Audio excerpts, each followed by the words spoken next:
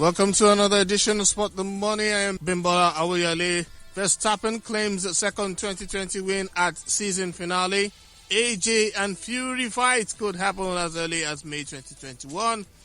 Nigeria misses out on 2021 Under-20 Africa Cup of Nations place, and so much more.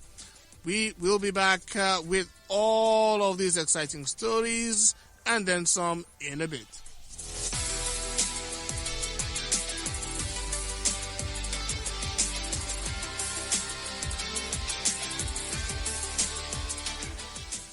Welcome to this edition of Spot the Money, and we begin with Formula One, where Max Verstappen ended a frustrating season for Red Bull on a high with victory at the Abu Dhabi Grand Prix. The Dutchman took his second win of the year ahead of Mercedes' Valtteri Bottas and Lewis Hamilton, who were unable to challenge in second and third. An early safety car locked in the strategies of the leaders and led to a soporific race. McLaren took third in the Constructors' Championship as Lando Norris and Carlos Sainz took fifth and sixth. The prize for overhauling Racing Point is in the region of $10 million of prize money. Red Bull's Alexander Albon was fourth, 20 seconds behind teammate Verstappen, but close enough to Mercedes to block any adventurous strategy choices as the team weigh up whether to retain the British tie driver for 2021. Meanwhile, Lewis Hamilton says he is happy to be alive after recovering from coronavirus to finish the season in third place. The world champion missed the penultimate race in Bahrain a week ago after contracting COVID-19 but recovered in time to race in Abu Dhabi. Hamilton said after the race that "I'm destroyed. I do not feel good." Hamilton has become the most successful driver in Formula One history this year, breaking Michael Schumacher's all-time win record and equaling the German's achievement of 7 titles. But he said it had been a difficult year as a result of the restrictions imposed by coronavirus. To golf now, where Americans Harris English and Matt Kuchar captured an unprecedented third title at the QBE shootout on Sunday in record-shattering fashion.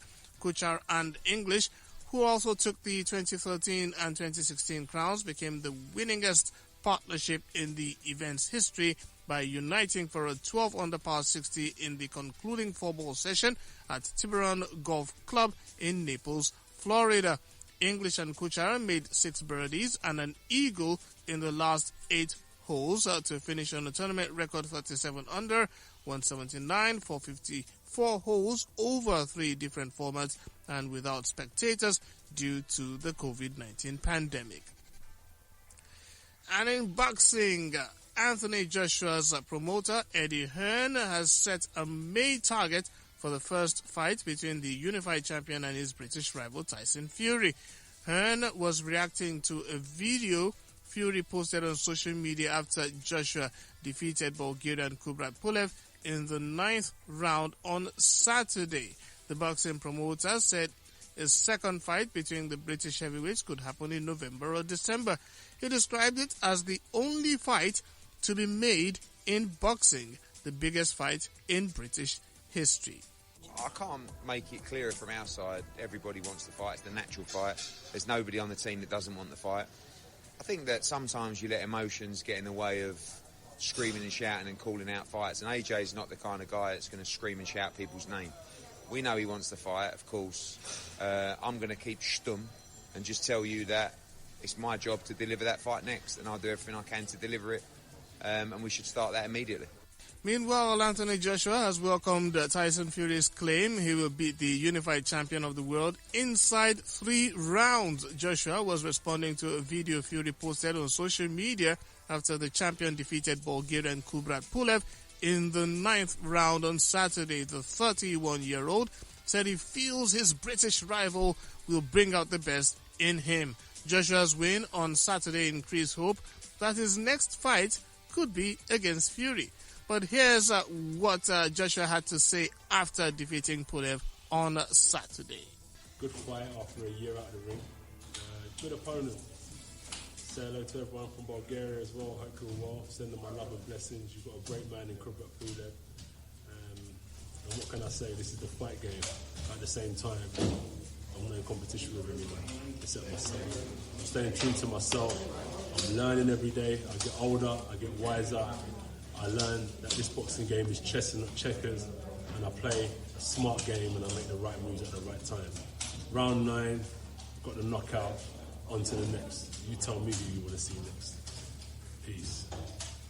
Well, it was a bad day at the office for the bookmakers over the weekend in football. Let's begin with Saturday. It all started when Wolverhampton Wanderers lost at the Molineux to Aston Villa by a lone goal. Chelsea lost to Everton. Not much of a surprise there. It was a narrow 1-0 loss at Goodison Park. Ancelotti, the gaffer at Merseyside Blue, was a former Chelsea manager and started the season strong, but Chelsea had been doing so well, a draw could have also been a good bet, or at least a goal from the Blues. But before that, it was a goalless affair in Manchester as United and City failed to score. This was just the 5th goalless draw between the Manchester sides in 47 Premier League meetings, with 3 of them coming in the past 11 clashes. In the Bundesliga, Dortmund fell to a humiliating 5-1 defeat at home to Stuttgart, while Bayern Munich managed a 1-1 draw against Union Berlin. On Sunday, Liverpool fought back to earn a 1-1 draw with struggling Fulham at Craven Cottage. It took a penalty by Mo Salah to save the Reds from a second league defeat this season. Tottenham drew with Crystal Palace at Selhurst Park.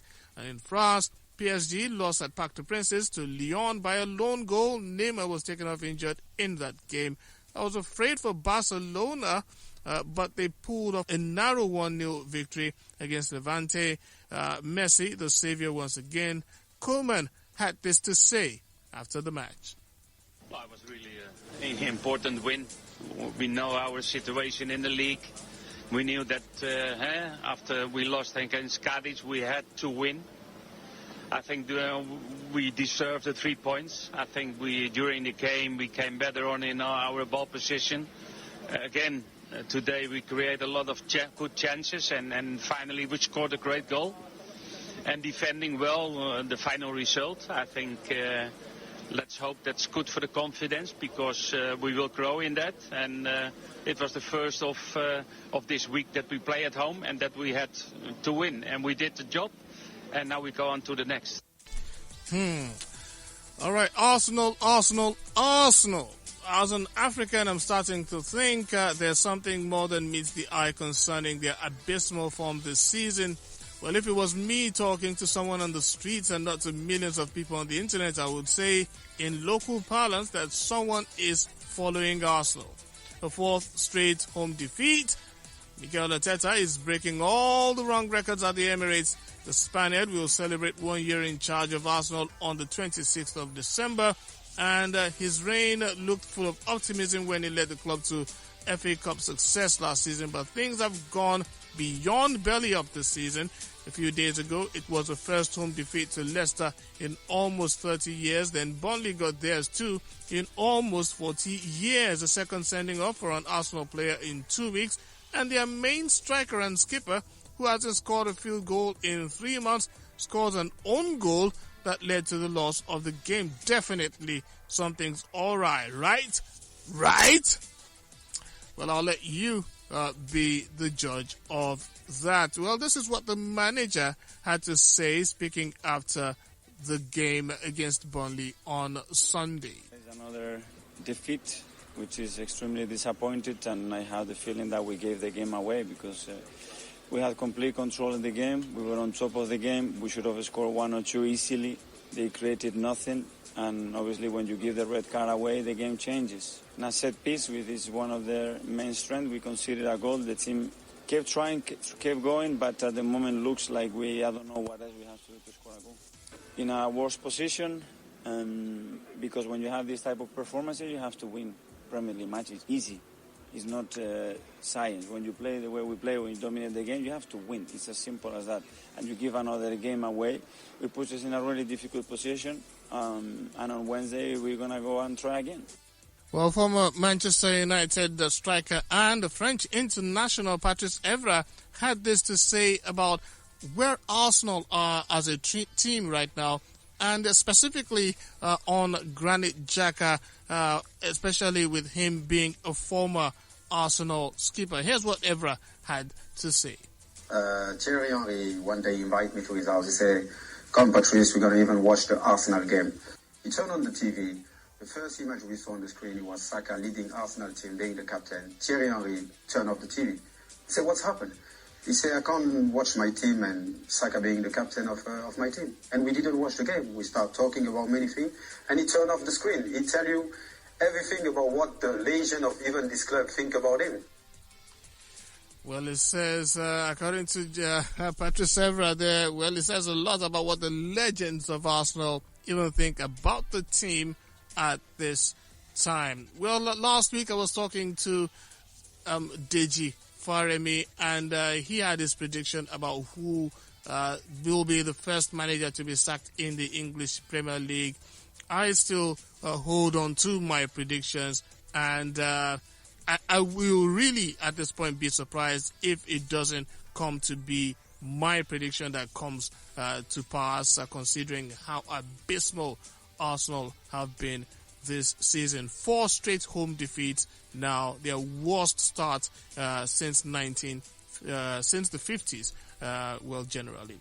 Well, still on football, Nigeria have failed to qualify for the 2021 Under-20 Africa Cup of Nations following Ghana's failure to defeat Cote d'Ivoire in Saturday's WAFU Under-20 Zone B fixture. The Flying Eagles began their campaign on an uninspiring note following their 1-1 draw against the Young Elephants at the Charles de Gaulle Stadium. With 4 points, the Ivorians won the group and will now face Burkina Faso in the last 4. The 2021 Under-20 AFCON serves as qualifiers for the next year's FIFA Under-20 World Cup to be staged in Indonesia. On a bad note, South African footballer Motjika Madisha died on Sunday in a horrific vehicle accident. The South African Football Players Union said his death occurred near Johannesburg soon after a function to celebrate the 50th anniversary of his club Mamelodi Sundowns. It is unclear whether the 25-year-old was driving, but the vehicle caught fire and he was declared dead at the scene. Madisha, who previously played for Highlands Park, earned 13 caps for the South Africa national team between 2015 and 2020, scoring once. His death comes 2 weeks after former Sundowns teammate Anele Ngonka was killed in a car accident near Durban. And Mauritania has fired the coach of its under-20 football team, Ba, after 3 years in charge. A statement by the Mauritanian Football Federation said Ba's sack followed his poor results in the last under-20 CAF Nations Cup qualifying tournament held recently in Senegal. Mauritania conceded 3 defeats in as many games against Mali, Guinea and Guinea-Bissau.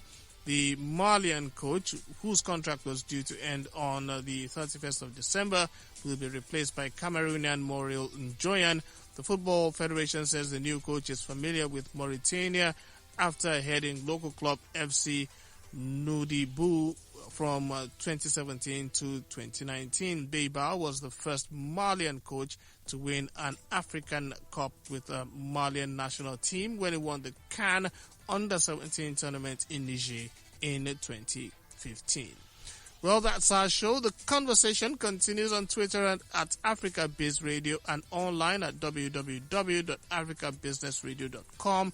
We have a question on Twitter about who you would like your team to play in today's draw of the UEFA Champions League round of 16. Let's know what you think. Well, until our next episode, I'm still Bimbola Wiele. Keep winning.